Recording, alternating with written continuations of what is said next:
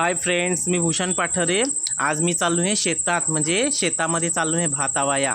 आता म्हणजे मला तर आवता नाही आहे, मी तर पहिल्यांदा चाललो आहे नांगत आहे ना। होते असा भात खणायचा हो, पहिले होती आमची ताईच आहे ना, होती भात खणा लागली हे होते ना, कसा पटापट असा खणा लाग हो असा ना। मग यो व्यवस्थित असा मूठ असा हातात धरायचा ना, यो पाण्यात आधी असा मारायचा, म्हणजे थोडंसं काही माती बिती ना ती थोडीशी अशी निघून जाईल, म्हणजे माती तर राहिली पाहिजे असं नाही का, नाही ते मुळांना जास्त चिटकल ना का ती व्यवस्थित अशी हे ना। मग असा व्यवस्थित यो असा रचायचा, मूठ असा हातात धरायचा व्यवस्थित ना। त्याच्यातल्याच मग असा यो मूठ काढला का याच्यातल्याच अशा या दोन अशा काड्या काढायच्या अशा या, आणि असा गोल फिरून ना यो असा मूठ बांधायचा हो। तो मूठ बांधायचा म्हणजे त्याच्यामध्येच घुसवायचं, मग तो हो रह असा व्यवस्थित ना। मग होतो असा ना, आता यो व्यवस्थित असा मूठ बांधलेला आहे म्हणजे यो सुटायचा नाही ना। मग असा झुगारून द्यायचा म्हणजे शेतात टाकायचा, म्हणजे आवाया बेस होय, समजला काय?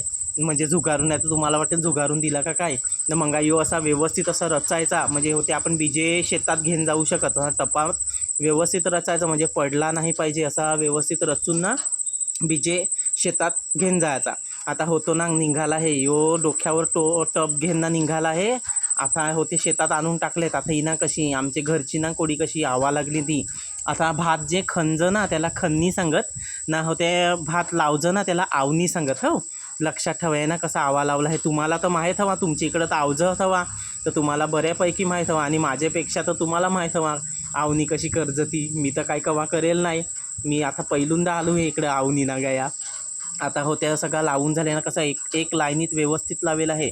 आणि आजचा जर तुम्हाला माझा ब्लॉग आवडला हवा ना तर लाईक आणि सबस्क्राईब नक्की करा। चला बाय।